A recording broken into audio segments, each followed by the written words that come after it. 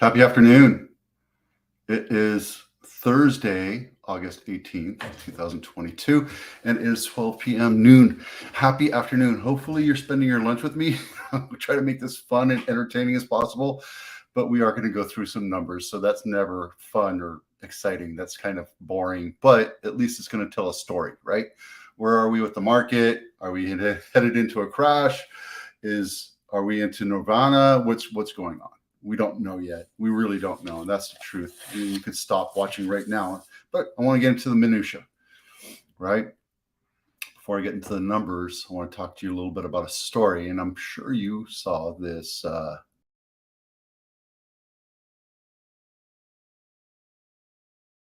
stories that we're going to talk about today. Sorry, let me get this back here. First, please forgive me. I missed the last couple of weeks. There are a lot of things happening. Got a little busy. I actually got sick. Had a little flu, and I don't know if I flu, bad stomach. I don't know, whatever it was. It would kind of put me down for a couple of days. So I felt it was better if I just didn't do anything. So we're going to catch you up on the numbers. Didn't really miss much other than the market's kind of being happy right now. I did have a great couple stories. Actually, I moved my son up to Chico, which is cool. I've been doing that the last couple of Wednesdays, which is why I'm doing this on a Thursday instead of Wednesdays. I usually do these on Wednesdays, but the next couple of weeks, I am slowly moving him up with our truck and kind of doing a little bit at a time, getting him situated. And yeah, excited about that. Excited, sad, sentimental. I always tell people, like, the only thing I'm ever going to bring with me if I ever move are my kids' shoes. Of course, I can't find them now, but my kids' first shoes. And it's happy for him, excited for him. He's becoming a man, so wish him all the best of luck.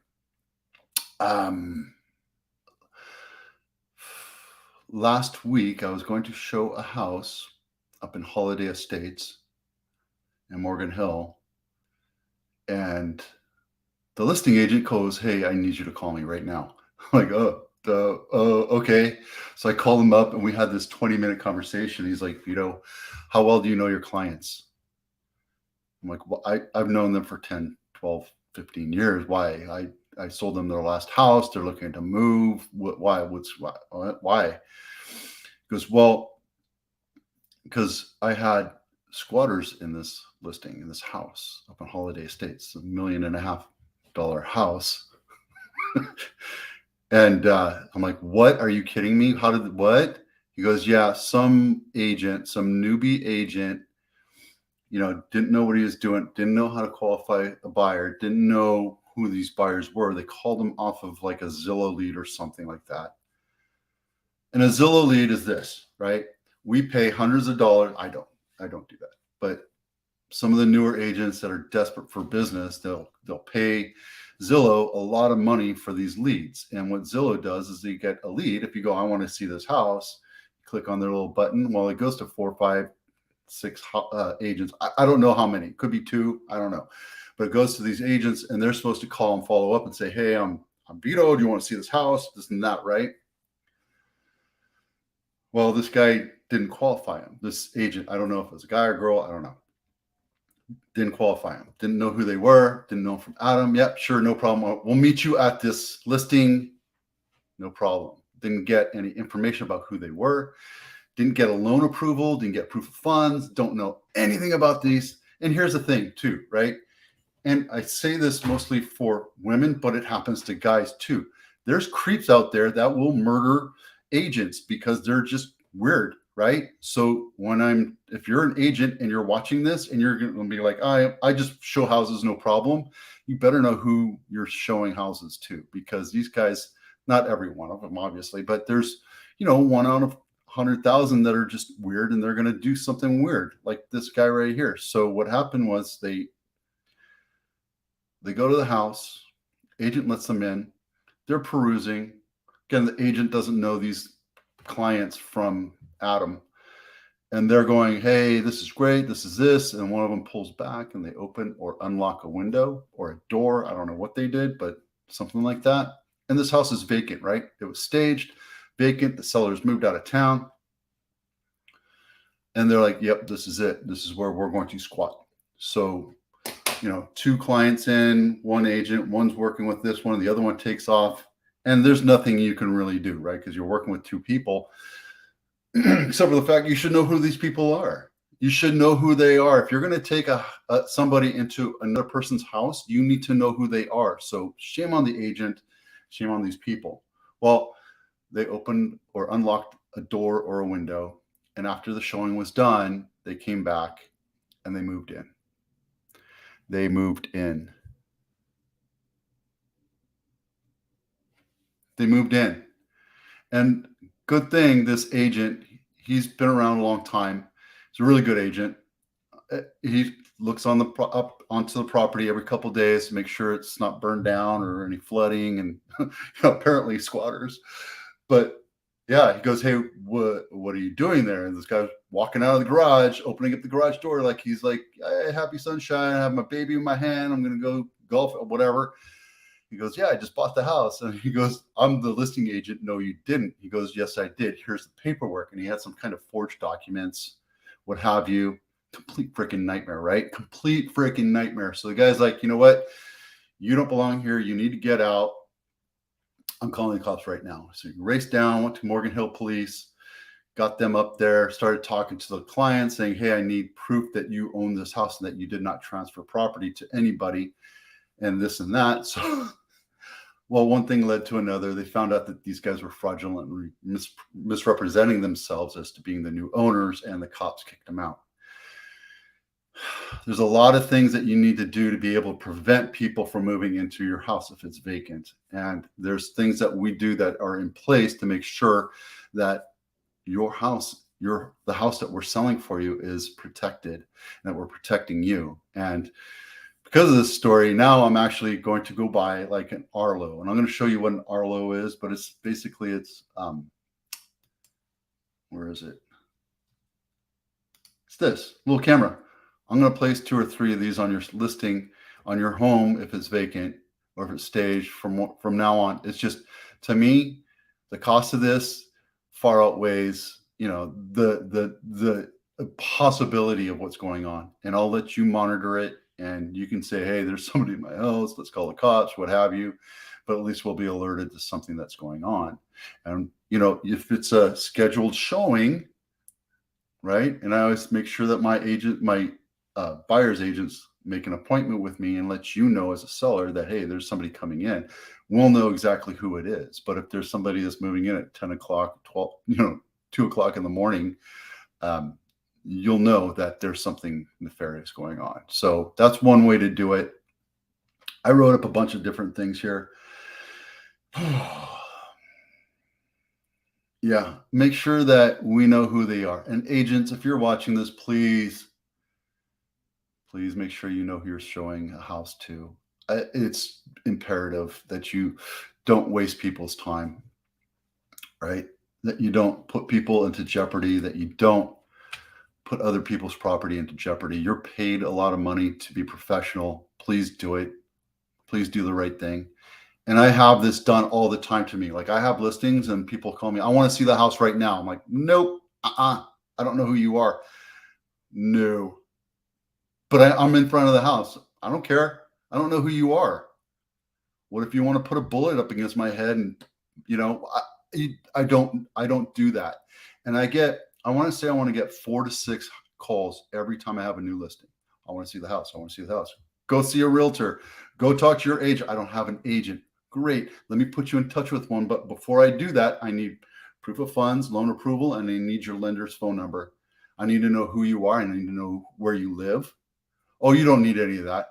Yes, I do, because I'm not going to spend my time putting myself or my client's property into jeopardy because you're trying to push me into something. And that's just the way it is. And I train my agents to say, I'm not going to take you unless you show me this stuff. It happens. The last time I remember, it was a lady in Denver. She was showing new clients this house. I think it was one guy, and he murdered her. So it's all about protecting, right? we need to slow down. I know things get shuffled into high speed. Things are kind of at a point right now where that is happening. There's another story I want to talk about. We went and saw another house up in Benicia, and a whole bunch of other stuff happened. But to hook you into it, I want you to wait until we're done talking about numbers. Numbers. Doop-a-doop-a-doop.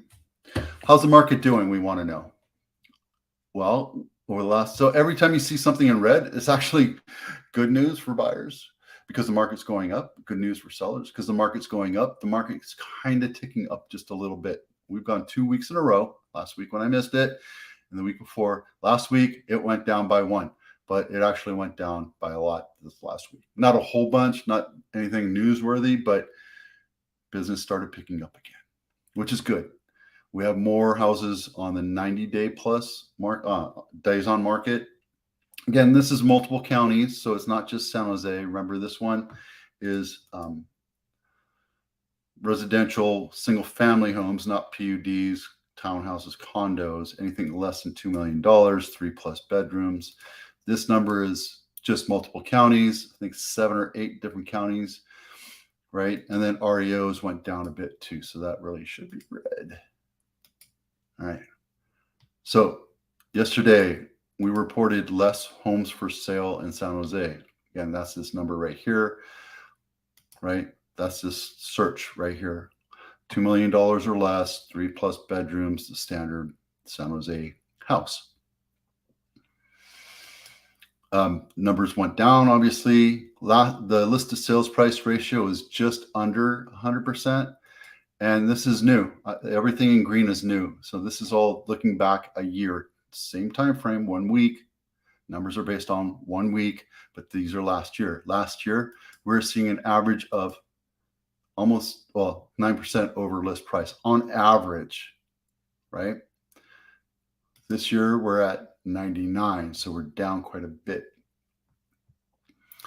114% was the highest list price to sales price ratio, and it was like 1.999, and it sold for like 2.3, 2.35, something like that. But 141 or 1.41, 141% of list price. That's the record we have here. And again, you remember that the record is $2,107,000 over list price in Palo Alto. That's Santa Clara County, all-time record. Average sales price went down quite a bit, almost $50,000 from last week. But again, you kind of have to do like a running average with this, just so you know, it's not that big of a deal. But $1.5 million for San Jose homes, that's pretty crazy. And if you bundled single family homes, all bedroom counts, every house, condos, townhouses, everything all together, that number would be significantly less. But these are just based on the numbers that I'm searching, right? The $2 million or less. Average price last year is 1.485, so it did go up a little bit from last year, but it is what it is, right? Again, you need to look at running averages versus whatever, the weekly. Median price went up just a bit from 1.4 to 1.49. And that's why I'm telling you need to look at this as kind of a running average. Days on market studied at 23. Last year it was 11. Last year we were selling houses in hours. We had people waiting out the door to get in. Last week this has to be pending. Pendings went significantly higher, right? These are closes last week and these are closes last year. So it's a little bit more than half, or a little bit less than half of what we're seeing from last year. This is a new number that we're doing, right? 150 closes from last week's 7-day stretch. Same thing here, 58 to 132. I can't go back. I might go back later if I have time, but moving and sick and everything, I just didn't have the time or energy because I am still showing houses and getting houses ready to sell. It's crazy, guys. Since I've done this, I think I'm working on like 7 or 8 transactions right now. It's just crazy busy. And it's because, you listen to people saying, did we miss the market? Did we miss the market? And you remember, like, here, we keep on going back to this thing, right? When there's less competition, people activate themselves and they see what's going on. They're like, you know what? I think I want to see what's out there in the market. Some agents don't believe it. Some buyers don't believe it. Some sellers don't believe it. But right now, we're like right here, I guess, if you want to look at this, right? We're like right here. We don't know. There's significantly less traffic. There's significantly less competition. And the numbers have shown it over the last couple months. Pendings, days on market's going up, closes, right? And I wanted to show you here how much less it's happening. It's not that it's stopping or stalling or market's crashing. Prices are still staying nominal, right? We're not seeing a massive price crash. We don't seem to think that that's going to happen until and if the actual market does collapse. When I say market, we're talking about the entire global economy, because we're talking about, energy crisis in Europe, China's financial woes. We have Taiwan being threatened. We have all these different things going on, right? So there's a lot of potential things that could go wrong. Right now, the market's still listening to the news and saying, hey, everything's dandy. Everything's hunky-dory. This number here is fairly significant right here. This is cancellations. These are houses that were on market for a day or 2 months or a year, and they either expired or they were withdrawn or they were canceled. Right? And there's 3 significant ways of looking at it, but I just group them all together. We have 55 cancellations last week. And the reason why is because houses are staying on market a little bit longer, right? Maybe some of these guys went down. Or maybe this number went down significantly because they're like, just pull the house off the market. I'm not going to futz around. I'll wait. I don't need to sell. I'll just rent it out. I'll Airbnb it or whatever. So that's why this number is going higher. People are like, just take it off the market. I don't need to sell it, right? And that's, I understand that's part of our business. Sometimes you win, sometimes you lose, sometimes you have to pull it off the market. 49 TFTs or transfers fell through, transactions fell through, or they popped out of contract for whatever reason. The buyer didn't qualify, the buyer and seller couldn't agree to repairs, what have you. There's more houses that are going into contract today with contingencies than before. In April, it was virtually unheard of to buy a house with contingencies. Today, a majority of them are done with contingencies. I saw a number for Santa Clara County, and I can't remember what it was, but it was a third versus 2/3. And it could be a third is with contingencies and a third with no contingencies, or vice versa. But still, a lot of houses are going into contract without contingency or with contingencies now. And if you've heard my diatribe, there's 4 basic kinds of contingencies: loan, appraisal, property condition, and the need to sell your house, right? We've had almost half of the listed homes that are active for sale decrease their price. Almost half. Well, okay. 2/5. 41%. However you want to look at it. Significant, right? Houses are staying on market longer, or they're being pulled off market. Buyers are still sitting on the sideline. And if you're thinking about buying, this might be a good time, because if you wait and wait, there's going to be more competition as the market continues to go down or it goes up. And it's really hard to tell when the market's at the bottom, right? When you have more competition, that means you have to remove contingencies. You have to go over asking. That means you're paying a premium for that property. Right now, you can get a house at list price or less. You can ask for concessions. You can ask for repairs. You can ask to buy down the rate. You can ask for all sorts of stuff. And you know what the seller can say? Yes, we'll go into contract. or no, I'm just going to put it off the market. So what we're doing right now is we're finding a lot of wish prices even out and get off market. They're like, you know what? I'm just going to wait. I talked to another client, potential client, last week, and where was it this week? He said, I've been watching the videos, I've been watching the market, and I understand we're probably not going to get the number that we're thinking we're going to get back in March. I just, no, we're not. We can't. No, it's gone, right? April was the top of the market, the tippy top. And even then, we weren't seeing 15 offers. We weren't seeing massive amounts of, $100, $200, $500,000 over at list price. We still were with those houses over in Cupertino and Palo Alto that are completely turnkey and priced correctly.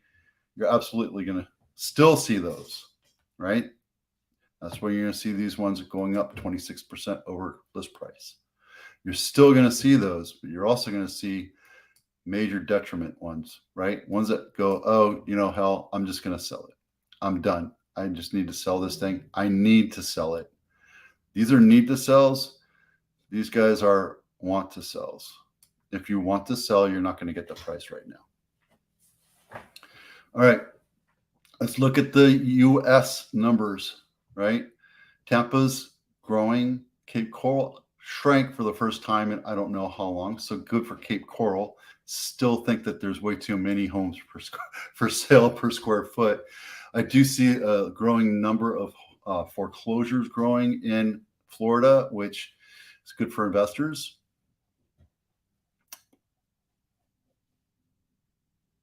Oh, did I mention I have my license in Florida as well?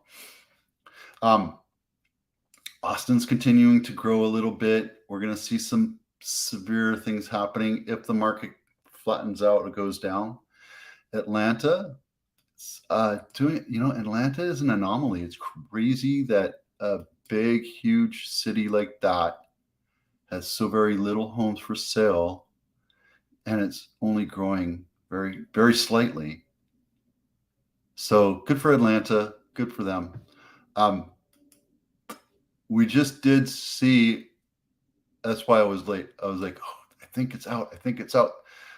That's the median sales price of existing homes.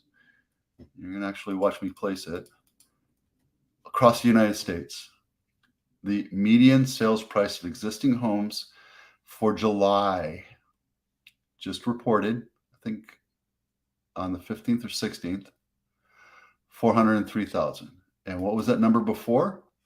416,000. So it actually went down a little bit. Just a wee bit.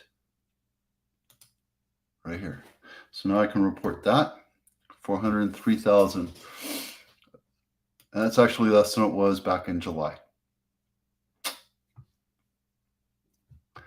Let's see what else significant. LA went down, Chicago went down, New York went down, Las Vegas went down by 2. So congratulations, Las Vegas. Now, if you looked at Las Vegas proper and you looked at the entire number, these numbers are just the numbers that I grabbed when I first started looking, right? I just went here, and I bet this number is even different today. 5,432. What did I have here? 5,000. See, it went up. So that was yesterday's numbers. So that was just these numbers right here. If I move these in or out, that number changes. So I just took that link and I used that as a baseline for everyone. If you went to Las Vegas, I think it's closer to like 8,000 homes for sale. 8,000 condos, townhouses, single-family homes, etc. Same thing here, right? Phoenix went down just a tad bit. Oh, by 100, exactly. Nashville went up a little bit. Knoxville went down. Nope, Knoxville went up just by 6. And then Jacksonville went down. Why are these numbers important? So that we can keep a baseline, a 500-foot view on what the entire United States is doing. Just kind of like a basic pulse or blood pressure, right? We want to see what's going on in the entire United States by taking sample numbers everywhere and getting an idea of what's going on. I have a comment. Panade. Yes, Jacksonville is one of my targets. Panade. DM me and I'll tell you exactly where I'm looking.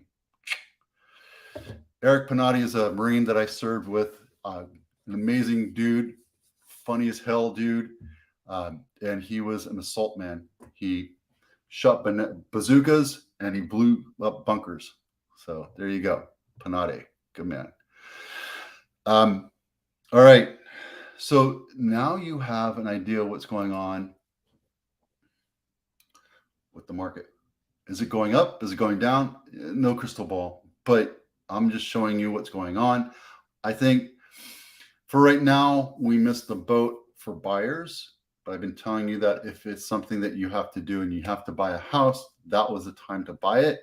We may have missed that boat. I'm seeing a lot more homes that we're writing on go into contract or thinking about writing on, and then they go into contract. So you either wait again or you just start sucking it up. And now that you missed the boat, when there's more competition, that means you lose contingencies and you're paying a premium. So keep that in mind. All right. Last, let me see, market. Oh, two more. So one more, and then I'll tell you my trust, death, and taxes story. Non-QM. Months ago, I told you that there were two different non-QM lenders that went out of business. Well, guess what? We just hit a third one that went out of business. It was Lollipop and some. I don't care. It doesn't matter anymore because they're gone. This one is called Loan Depot. And Loan Depot has two different divisions, the retail division and the wholesale division. Wholesale goes out to loan brokers and banks and say, hey, we have this non-QM product or loan that you can offer your clients, right? And it's the same thing as the retail. It's the same product. They just shove it off so they can scale up their business. Well, that wholesale business is gone. That's the third non-QM loan company that I heard of that has gone out of business. Well, Vito, what the hell is a non-QM? Non-QM loan is non-qualified mortgage. And back in 2007, 2006, 2000, whatever, we had Alt-A, we had subprime, we had, all these different types of different types of loans that fit people in. And we had hard money, we had soft money, we had conventional, which is, conventional jumbo, VA, USDA, those things. As long as you fit into a square hole, into a square peg into a square hole, we would put you in a conventional or a jumbo. And if you're a veteran, you would get a veteran or VA loan. Or if you were buying a house in a rural area, you could use USDA. I have a video somewhere on my channel that talks about all the different types of loans. I also have a buyer's course that I'll put into the link if you want to do it. Actually, just DM me and I'll send you the link if you're interested. Talks about all the different types of loans. Well, we have this alternative product. If you don't fit your square peg into the round hole, we have an alternative product called non-QM, non-qualified mortgage, which means it's more for investors or contractor type people or independent contractors. Like I'm an independent contractor. I own my own business.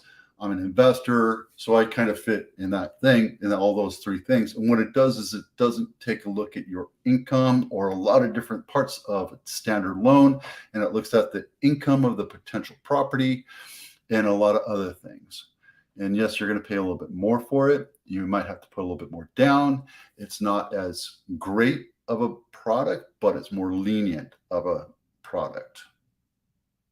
And the reason why these banks are going out of business or getting out of that business altogether is because there was so much competition for it. People started offering their loans, these non-QM products, to investors at a very, very, very, very low margin. one that they couldn't really afford to keep. So that hurt them in the long run. And there's a whole lot more behind it. It's not really time to talk about it, because now I'm at 30 minutes and I promised you trust, taxes, and death. And I know you watch my videos on trust because they're so freaking exciting and, captivating, because trusts are so exciting and captivating. But there's a reason why we do this. It's a total reason why we do this. Why, if you have a property, you should have it put under a trust.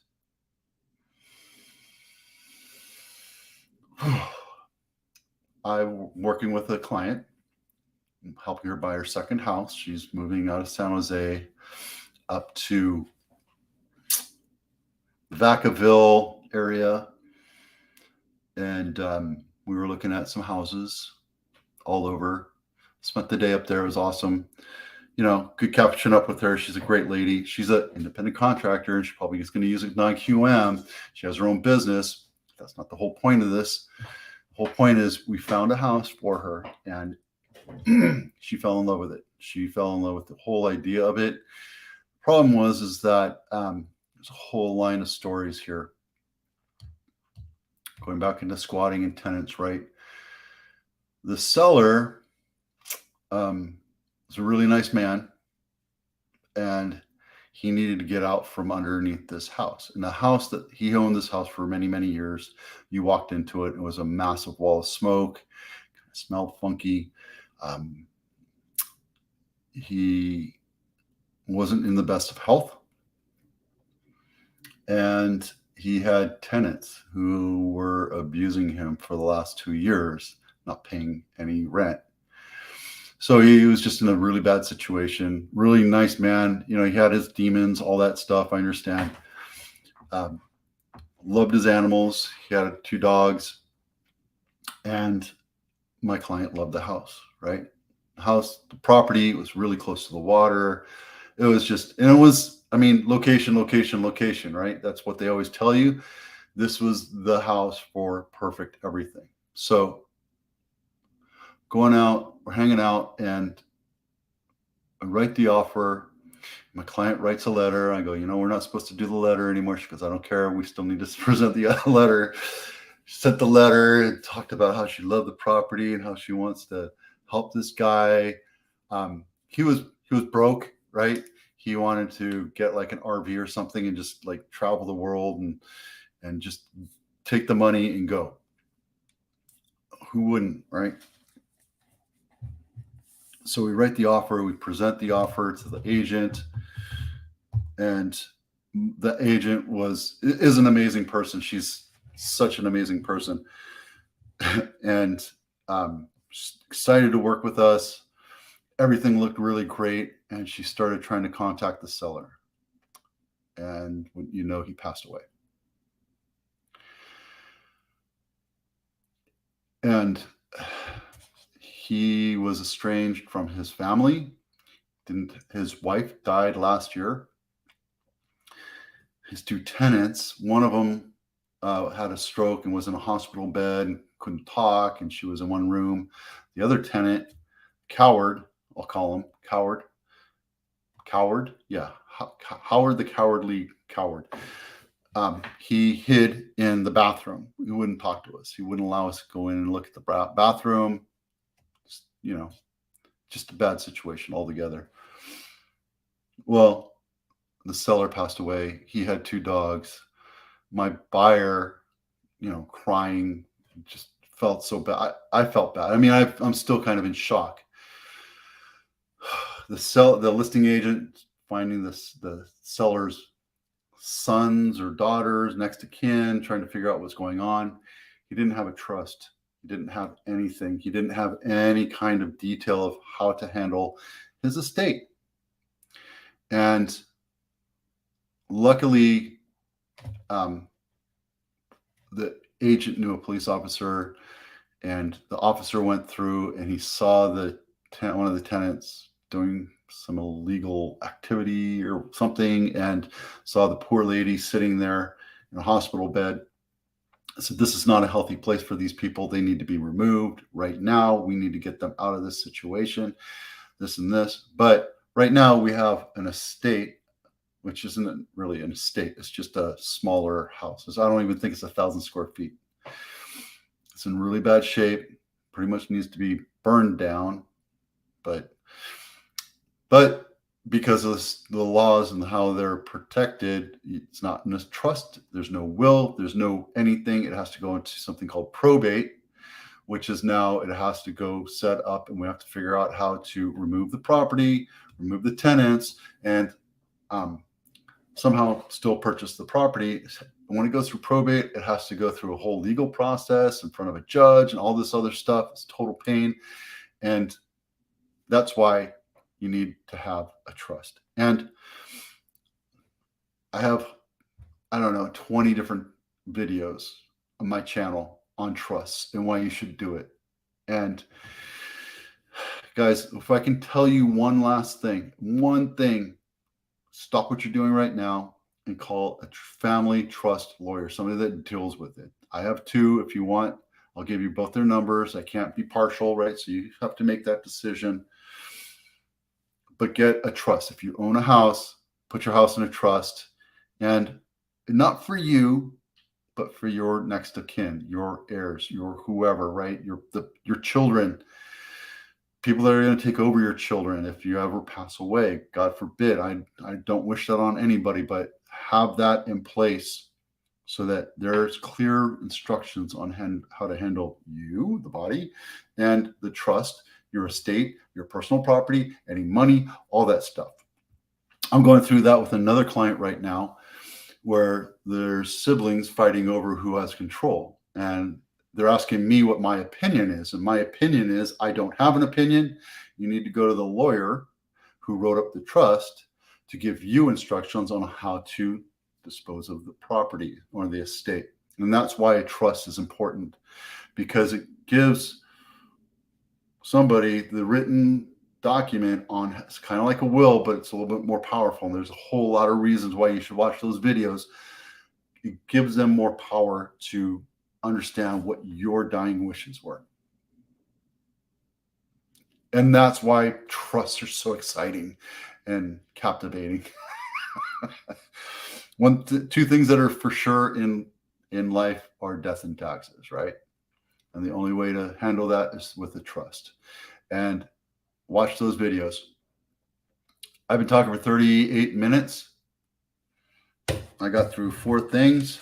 Hope I don't get sick again. If you have any questions, ideas, thoughts, comments, put them down in the messages below. I'll get back to you as quickly as possible. If you have ideas on what you want to talk about, or even if you want to be a guest on this show, please let me know. I'm Vito Scarnecchia with the Avatano Group, powered by Compass. We'll see you out there.